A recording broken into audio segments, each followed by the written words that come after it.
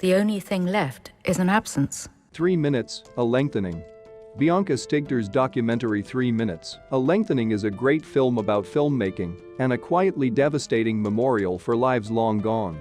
The title tells you what it is. Stigter takes a 3-minute reel of faded 16mm color home movie footage taken in 1938 in the Jewish quarter of Nasielsk, Poland, and scrutinizes it, not just to identify the people pictured in it, but to explore the town, the neighborhood, the community, and the little details of daily life that often get neglected. There are no on-camera interviews, only the voices of people who were there, or who know people who were there, or who know things about Poland in the 30s, particularly about the Jewish experience. Sometimes Helena Bonham Carter reads scholarly material that presumably is a distillation of things the director and her team learned during the course of the project, but that aren't attributable to any specific interviewee. The footage is slowed down, freeze-framed, zoomed in on.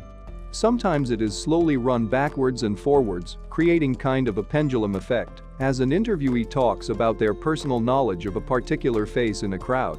As that person speaks, we may wonder which of the faces they're talking about, though usually we have a pretty good idea. The arc of the back and forth pendulum shortens until we settle on the person and the image freeze frames, catching a moment in time and holding it. The word granular is typically used as a metaphor to suggest focus and thoroughness, but it applies literally in this case. When we hear a witness speaking about what happened to one of 2 lions of Judah that used to be on the door of a synagogue, or when Carter reads observations about the social and economic aspects of the colors seen in women's clothes, or when we learn about what the difference in boys' hats tells us about how much money their families probably had, we're examining clots of film grain in tiny sections of individual frames.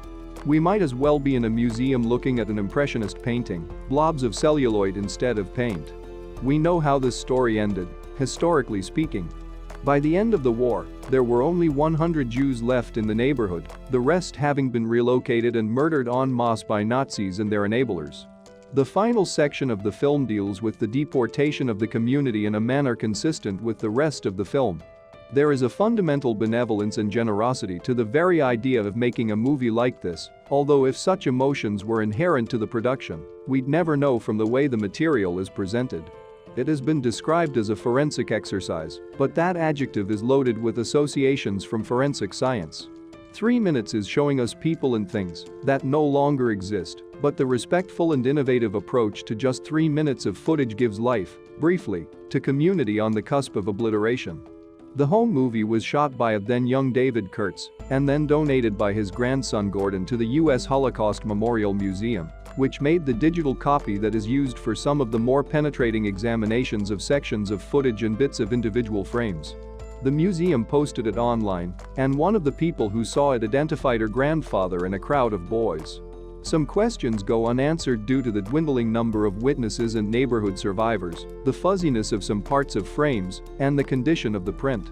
Digital enhancements are attempted only briefly to answer specific questions. The rest of the exercise tries to present the footage as we might experience it if we were watching the original reel of film run through a projector and cast upon a screen. The film's respect for the physical reality of its only visual source text translates into a feeling that we are in the hands of artists who have enough respect for the subject not to try to hype it, clean it up, or distort it. They are serving the material, not using it. The movie is also attuned to the day-to-day practice of historical research. Even when the big picture is clear, some parts of it remain fuzzy, and the historian has to accept defeat and hope somebody else will figure out what they couldn't. Early in the film, Gordon fixates on a sign over a business that has 3 lines of text. The middle one is legible because it's big. The ones above and below are too small, and digital enhancement is unsuccessful at intuiting what the words might have said. That mystery, like some others investigated by the movie, goes unsolved. There's a humility to including failures among the successes, of which there are many, so many, in fact.